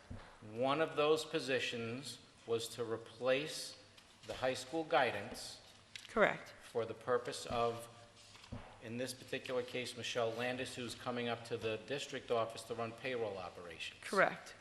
The other position we hired was so that we could bring back the service to our business office for accounts payable. Well, this is a secretary. So that accounts payable, that position is going to, let me finish, that position is going to be filled by someone who's currently in our business office that acts as the Assistant Superintendent for Businesses Secretary. Pat's previous secretary and currently now Rose's secretary. That person is going to be taking on the responsibilities of accounts payable. That opens up the position for the secretary. It's fine. Okay. So it's not creating I something new. just, again, I just feel like we No, didn't but- have a secretary at the business We office. did have a Now we do have a secretary at the secretary business there office. in the business office. Joanne. It's fine. Joanne, we did have a secretary in the business office. Again, All years that I've been here and prior to me, there is a secretary to the, at the time, Director of Business and now Assistant Superintendent. right, and it was Jackie. I'm not going to talk about Well, specific. whoever it was, and now everybody, remember. But you gotta remember, you I always voted want no, to. I voted no. The board voted, the rest of the board voted yes on it, so I will go with and respect it. Yes, but what we want the public to realize in watching back at any of these minutes is, we always post positions internally first to allow our current employees the opportunity for advancement or change. Once those people have been transferred into these new positions, then we will post and backfill their vacancies with new people, or more And people that want I to understand transfer. that. Special ed is a very delicate balance. There are a lot of laws, a lot of things that have to go through, and now we have to start somebody and retrain them and relearn them, know the 200 regulations, what they have to do, Joanne, and how they Joanne, have with to do all it. So due This respect- upsets me a lot. But Joanne, with all due respect, you cannot pigeonhole an employee to a You're right. specific You're position. absolutely right. Like I said, They have to I'll have the agree. ability to grow or change. I will agree. It's a You agree. morale issue if you Yeah. don't allow them to That's fine. try Like to I said, advance. everybody- She might be everybody can tired move. of It's special fine. ed, and It's it might want to fine. move on to It something just, else. it's upsetting the way everything just has happened. Any other questions on the consent agenda? No. Okay, I'll call the roll. Joanne? Yes. Karen? Yes. Susan? Yes. James? Yes. John Cantone? Yes. John Marrow? Yes. And myself, yes. 7-0. What's that? Yeah. Come on, machine, stop being loud. Okay, so we'll move on to recommended actions. Resolve that the Board of Education, upon the recommendation of the Superintendent of Schools, approve the student calendar for the 2020-2021 school year as presented. Can I have a motion? Motion. Karen, second. James. Discussion. I have a couple Well, questions. before we get to the questions, because we were some questions, let's Mike explain where Sure. we're at, and then we can go from there. Maybe he'll cover everything. Okay, so the student calendar for 2021 is proposed for the board to take action on tonight. The way the calendar is developed, it's developed through the component BOCES that you're a part of. Our component BOCES is Orange Ulster BOCES. The superintendents gather. There's actually a subcommittee of superintendents that put the calendar together. And the target is typically 187 days in a calendar. This is a 187-day calendar. You have to look at a lot of different variables when you build that calendar, not the least of which is where testing falls in the springtime, pardon me, and also where specific holidays that fall usually around spring break. You look at Passover and Easter. There's a lot of variables to it. And this calendar is in line with the component district that, or component BOCES that we're part of, which is Orange Ulster BOCES, with two variations. One, Orange Ulster BOCES has a day off on the Monday after spring break, and they're open on the Wednesday before Thanksgiving. By contract, we're required under our teacher's contract to be closed on the Wednesday prior to Thanksgiving, so we've swapped those 2 days. Other than that, they're virtually the same calendar. The big difference in historical perspective, this calendar for next school year has a week in February for President's Week. Typically, at least for the last 10 to 15 years, we've had the 4-day weekend at President's Weekend. It is not typical for Orange Ulster BOCES to have the week there. There were two options that the superintendents were looking at. One would have had the 2-week winter recess, similar to what we had this year, and the 4-day weekend in February. The other one is the one you're looking at. The vote for, because it's a straw poll, it's a caucus almost, it was 16 to 2. Marlboro was one of the two, not in favor of the February break. I polled our administrative staff and our teachers association, and universally in this school district, we would have preferred not to have the February break. However, by having a big variance from the BOCES calendar, our special education and our CTEC students are at a loss. So we can't do it. So my recommendation is the calendar you have in front of you. Now do we have questions? Yeah, my question, I have a couple. The first one is, how are we going to get this to the parents that first off, school is starting so early and that there's a February break? Because this really needs to be publicized and get the parents out there. My second question, I know a lot of you know I own a travel agency. A lot of people have booked that week to go places, and I have told them to call the school district. I told them that we haven't had a calendar where we start this early from the 15, 16, and parents are like, if we start early, I just won't send them. So that's another thing that I'm hearing. So I think we really need to start being very proactive and get this out there. And my third is more of a comment than a question. It's a concern. A lot of parents have expressed to me that if we did something like this, because I asked a couple people, if we ended up having a February break, how would that work with you? And their response was, we only have 2 weeks vacation. And that means my husband takes 1 week, I take the other, and then we have 1 week where we can go somewhere together. And economically, this puts them in a hard spot because it's the 2 most expensive times a year if you're going to go away. And then you have the summer.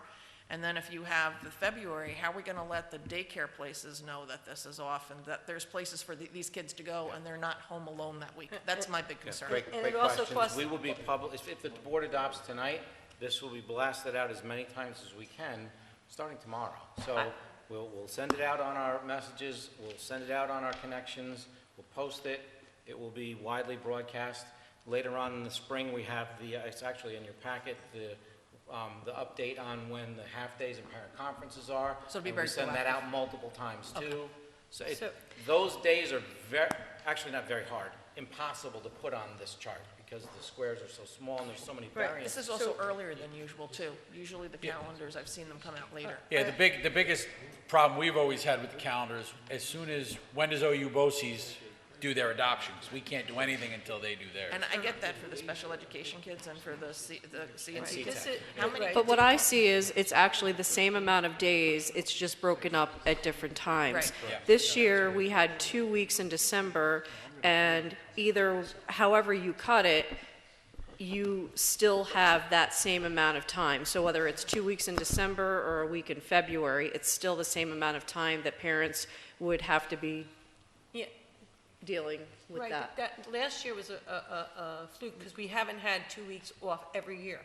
Last year was the 2 weeks, the year before that, it was 7 or 8 days. It's the same amount of It was time only 7 or during, 8 days. This calendar is always 187 days.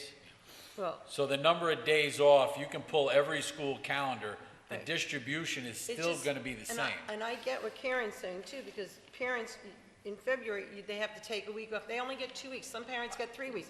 Jo- And I get it. I mean, is there a way that we can look at the Ulster BOCES, see what they're No, doing? because They're that's, not our part of students them. don't go to I mean, Ulster even in BOCES. Westchester, they don't do this. Westchester adopts their February, yes, and then, oh no, I have Other family in districts have Westchester, already trust me, I adopted know. this. And they do in April, they only do the Friday, Good Friday they have off. Sometimes Holy Thursday and Good Friday, and Christmas, and they're back to school on Monday. Well, So we this is can't, a but lot the of problem time. is, and I think what everybody's doing, we can't revolve ourselves, what about anybody else is doing? We got to remember our students, and we always I are do. looking at our taxpayers too, but we bus a lot of students to C-Tech, and a lot of students are using OU BOCES for special education. Well, we have 100 kids that go out to about BOCES, I believe. Okay, that's 100 students. Right, but we have 2,000 students in the school district. Okay, I but mean, where would we be if we were having a discussion that the 100 kids can't get bused to where they belong on that week? We'd be having a that's also- completely different conversation. A behavior I nightmare mean, you too for can't, those you kids. can't, I agree that it would be too It much of a just- loss. I mean, I think we just need to, I'm not saying that we can't do it, but I think we really need to talk to BOCES or the other superintendents, because, again, I don't know how it affects their families, but it's got to affect their families also. Well, it sounds like they were talking because we were the ones who And voted against it and lost. The other question I have is, the teacher conferences, are they on here? I'd say, just said to Karen, there's a separate sheet, it's in your packet, right there. So that's a lot of time for parents, and it's not even on there. I think we really need to, when we but put it's the this out, same it amount has of to be time on. every year. It's 187 days in total. I just said that to Karen, we Right. can't fit it on the physically can't fit it on the calendar, so we have a separate mailing. So we have that you can post on your refrigerator just for that. And just an observation here, a comment was made that we're starting earlier than last year, and I don't see that because We're starting before Labor Day. we are, but that's, the calendar moves, and every once in a while, every school year does that. But we started, just think of the dates, we started on the 4th this year. Next year, we'll start on the 2nd, the first Wednesday of Right, which we always start after, day after, normally. This year, again, we were a little Not late. always. It's a It mi- all it's a depends on when the migration. holiday Right. falls. sometimes Right, it was Labor Day, like Labor Day this is year, was the So, 7th. This- we already have a mistake on this. It seems like every 4 or 5 years we Tuesday- start before. Joanne, that one that's in front of you is for current year, that you have in your hand? It says 2021. No, what does it say? Needs for 2021. No, the printed one. He wrote on there, we have to send this out. Needed for 2021. Needed for 2021. It's actually the current year. October 1, Oh, okay. yeah. Because I'm like, wait, the date's wrong. Yeah, It's a Thursday, it's a correct. Friday. Yes. It's a Friday. Okay. Any other discussion on the calendar? Yeah, just briefly. This year, we did have the 2 weeks off. It was brutal at my house. Brutal. Listen, I'm a Well, parent it's too. going to be more brutal Just- come February. I'm a parent too. By the time we got through the 2 weeks and I sent her back to school, she was miserable. It was too far out. She went back, she was not prepared. It was brutal. Well, I'm in that's- favor of actually splitting these weeks simply just for that. I cannot, And just, they if I lose so can, much yeah. over that 2 This weeks. is, right. This is also hard on kids when they're learning, and if they're learning disabled or whatever, because the Regents is coming at the end of January. The kids are off. But for I another think 4 we're days. beating a dead horse here. We either are gonna comply and be with part of BOCES. Mike takes these things back to the BOCES meetings and goes and lobbies on our behalf. He was clearly said, we did not want this. I know. Well, you But- can let them know that the rest of the board didn't want to, but Okay. we don't have a choice. Yeah, Was Thank another you, though. question somebody had? Thank you, Mike, I for was just standing going to up. say, I came with this questions why, and Mike answered it a while ago. I mean, And I Rob, yeah. can't see any reason why we would go against BOCES and have that issue with the busing just don't want and those kids for out of both programs, special ed and the CTE. Okay. Either one, I- so. Remember, we I have a just long have exec tonight, one so. One more thing. Robin, I wanted to say thank you. Can't hear, she's talking. Thank you, because I noticed our 3 superintendent days are full superintendent days, they're not halves. And I think that will help a lot of the parents, so thank you for that. to making them full instead of half-days. I think that will work a lot better. There will be for parents. half-days We too. are going to be discussing half-days, which is that other sheet. So how do we For next year. approve this? Now I'm really confused. Okay, How do we we'll adopt take the calendar? vote on the, Joanne. I don't know, I'm confused, because if the dates are not here, how do you vote? Because it's just like parent-teacher conferences, they come out on a separate thing. It's a school day. It counts, remember, in the contract, a half-day counts towards educational days. So Right. it counts towards your So 180, I would, Yes or no? counts towards your days. so how many half-a-days do we have? That'll be decided by the board when we put out that other calendar. That's got nothing to do with the published school calendar. Yes. Karen, Yes. Susan, Yes. James, Yes. John Cantone, Yes. John Marrow. Yes. And myself, yes. Okay, next recommended action, resolved that the Board of Education, upon the recommendation of the Superintendent of Schools, authorizes the refund of the currently outstanding bonds issued in 2010 not to exceed $16 million as presented. So, everybody got, oh, let me get a motion. Motion. Karen, second. James, you guys are on a tear tonight. We had the Finance Committee meeting last night. Everybody got most of this documentation back in the middle of last month. Mike sent it out with his update. I know he's briefly discussed it at the last board meeting. The Finance Committee met last night. We went through this. There are two options that we can go with. When the bonds were originally put out, they stretched them and took advantage of some state aid towards the beginning to get the best benefit, but towards the end is going to be no state aid, so that's a problem, where we would see unevenness. Bond Council, in their recommendation letter, puts out what's presented, which basically gives us very little savings in the beginning and large savings towards the end, which is when state aid's going to fall off. So from a budgeting perspective for future boards and administrations, they've got stability. We could be selfish and say, no, we wanted to take, there's an alternative where we would take the savings over these early years, but then the taxpayers and the administrators and the boards are going to take a big hit with it having a huge hit to the budget on the last several years of the bond. So the Finance Committee, Susan and I were there last night, I know Mike got to speak to John today, but are supportive of what the superintendent's put forth and what Bond Council's recommended. Are there any other questions? My question is, from what we have now, you're saying we're saving $2 million. Correct. Just short of 2 million. And, well, what do you mean by short term? Because what I'm looking at, it's like. Just short of $2 million. Alright. And it's stretched out longer. No. No. Than we have now. No. The maturity date on the bonds is identical. Oh, good. That's All where we're I'm doing getting is, lost. we're just refinancing the debt at a lower percentage. The maturity date on the bond stays the same. So it's 2030. Yes. Because I didn't see anything where it compared it to one from where we were to where we are, and that's why I'm getting confused. So basically, all we're doing is rolling it over with the savings of an interest rate, Correct. is the best way to. Yep. That's exactly it. We're refinancing at a lower interest rate, and we're changing the So- formula so that we don't, or the future boards don't get hit with a huge increase in any given year. So short of the $2 million being saved, it will be through the years. Correct. Not all at once. Correct. All Most right, of the So that's something savings, the public needs to know too, is because it sounded to me like, bam, we're gonna have almost $2 million. well, We put it in our. if you look our through fund the document that came out with Right. Mike's Yep. thing from Bond Council, it showed the savings each year. It's like $20-some hundred the first year. That's but- what we were trying to get to last But month. the big numbers are the big years when we lose state aid, building aid on We'll the have bonds. savings. So that we'll have the savings then to make it even. So it's It like just the makes it reverse of a easier. mortgage. Instead of paying all the interest up front and it slows down at the end, you reversed it. So when the bond goes, when the aid goes away, the savings pick up and it breaks even, or Correct. maybe in our And favor. all the other documents that we just got the other night are all the legal mumbo jumbo that we have to do legally as part of this. Thank you. The important thing was that document we got the other day, the first document we got last month.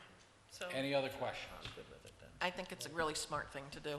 Well, I think it was very wise. They're on top of it, Yeah. Roseanne and the team are really trying to find any way to save us money. Especially the long-term piece. Yep. That's great. So when we carry 0% 10 years, then we have that covered in us in 10 years. There you go. Joanne, Yes. Karen, Yes. Susan, Yes. James, Yes. John Marrow, Yep. John Cantone. Yes. And myself, yes. Okay. I was ready. Old business, any old business?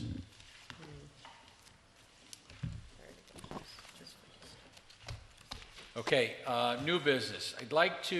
We'll go back to the Discussion. personnel recommendations portion of the consent agenda, so that we as a group are coming up with a consensus on what we want it to look like. Our attorneys are recommending that we only list the step that we're hiring people at and, the equivalent pieces, step 2, BA, based on their certification. But we do that now. But I understand that, but they're saying not to list salaries. And we can continue to remind people that all of the charts are there. We all have differences of opinions on it.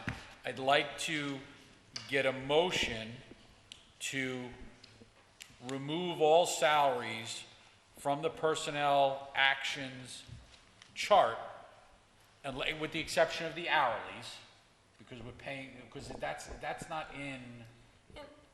Hold on a second, I'm just trying to get a clarification. Is that published anyplace, our hourly rate? Yeah. Any units that wouldn't, we can talk through this, but any units that don't have a salary schedule, we wouldn't be able to write step 1, Right. BA, whatever. So, Those we would have an hourly rate that we'd have to put on. well, really, it's only administrators. Yeah, Okay, they- what The about others They are are hourly hourly. within the Within the contract? contract. Yeah. So Okay, it's a within the unit, pro so rata- it's there too. A pro rata of a step. Right, so Again, I- I don't feel like we're being transparent. I feel like we're covering up things and hiding things from the Wait. public. But- It's a number that all people looked at and they were okay with it, and it was fine. But now it looks like we're covering it up. We don't want to put the salaries on there. It's and even the very stipends. typical that I always see whenever I look at other board meetings minutes, it always says like hired as per contract. I don't always see the other And I numbers see- and when see I other board see that. members, 'Cause John, I where do it- look- It is on there. Well, and So that's it's what But I'm not saying you know, everyone, but I'm saying it's very common to say as per contract. We have, But this isn't you recommending this. This was our attorneys that All right, recommended this. when this whole discussion what you're started, based on the emails with, I'll say with accusations in them, that we reached out to council to find out what their recommendation is, and this is what they're recommending. So this is really the best format for all of us to have the conversation, and once and for all, make a decision. you had a conversation with the attorneys before we did this. No. We I'm had confused now. we all received emails with accusations that things were being left off either by laziness or trying to hide things. So we're trying to get to a point where the board as a whole makes a decision on what we're gonna publish.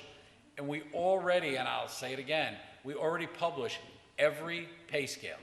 We are not hiding anything. We have no way to pay anybody And I get that, without a Rick. Well, thing. then we need to change our website. Our website is not user-friendly. That's an opinion. And, no, it's not, because I gotta tell you, I get on there and I don't know where to find half the things, I don't even Okay, know how to find the so Word document. are there any, I understand your position on it, Joanne. Does anybody else have a different?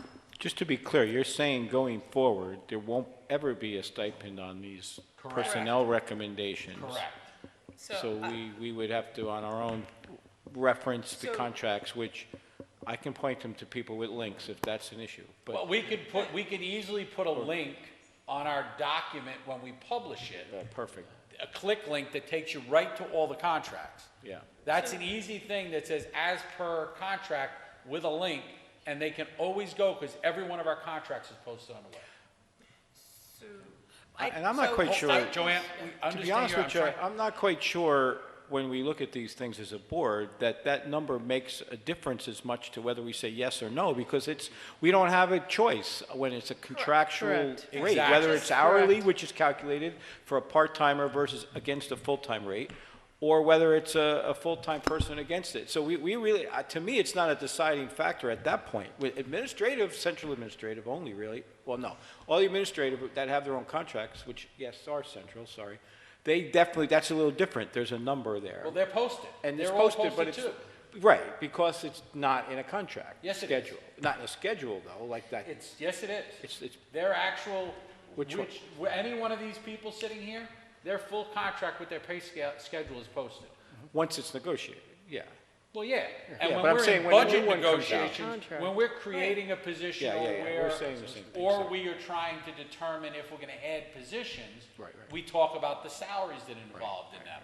When we are talking about creating new things, we negotiate an MOU with the union, and we come to a decision on what that number is gonna be, we publicly approve it and vote on it. Right. And then it's per the schedule. So then, going forward, for central administrators and the contracts, when they come up for approval, those will have numbers in them, because they're new But contracts. not only will they have numbers, but the whole contract will be on the agenda. Right, okay, that's Because what we're I was approving getting the at, contract, that's yes. what I was So- differentiating between. Anybody else is always in a contract schedule that's determined, in a current schedule.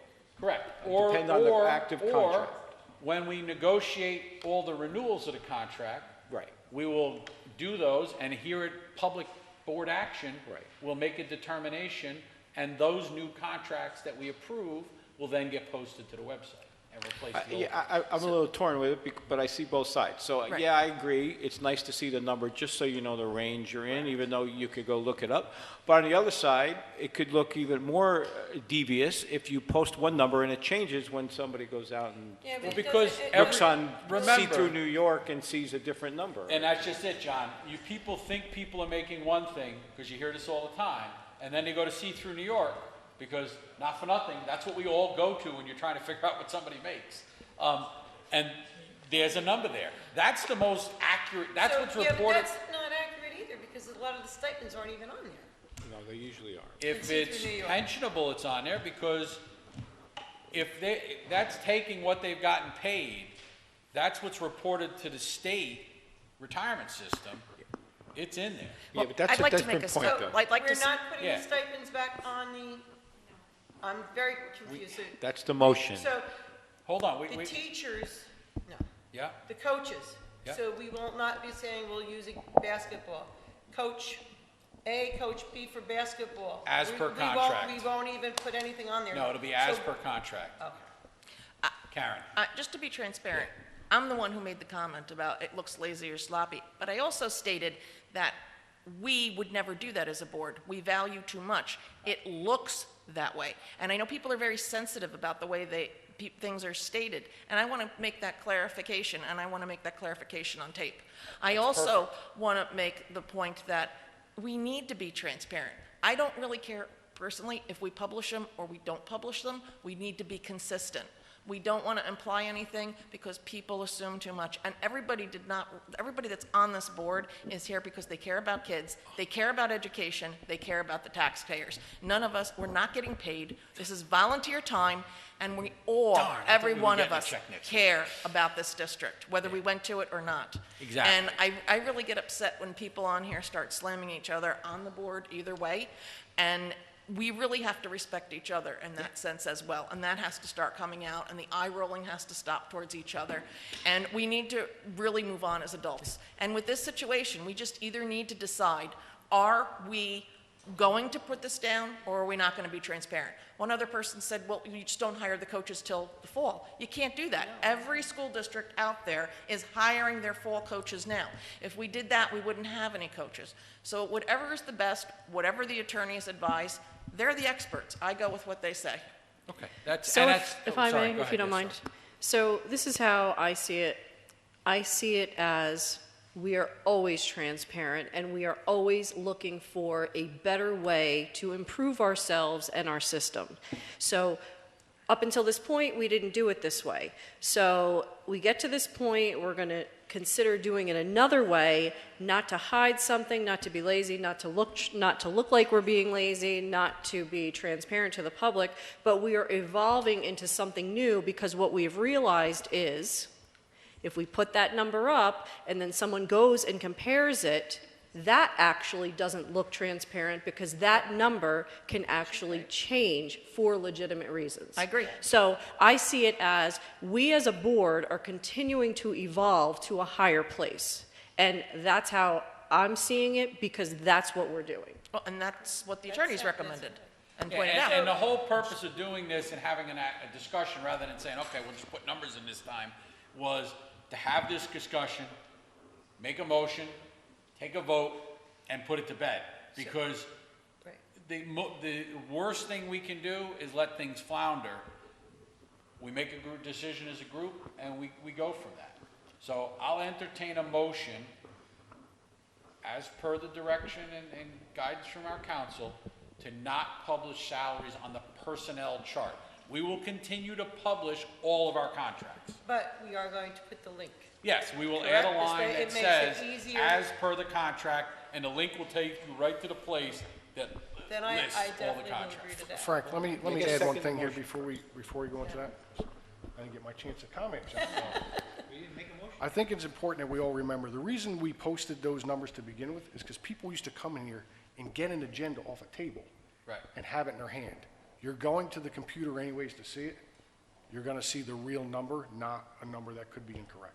Right. So I don't see really, this is As long the as way the it link needs is to be. there. Okay, I now I second comment. Frank's motion. Frank made a motion, nobody seconded it yet. John John seconds. seconds. I second. Any other discussion? Joanne, Yes.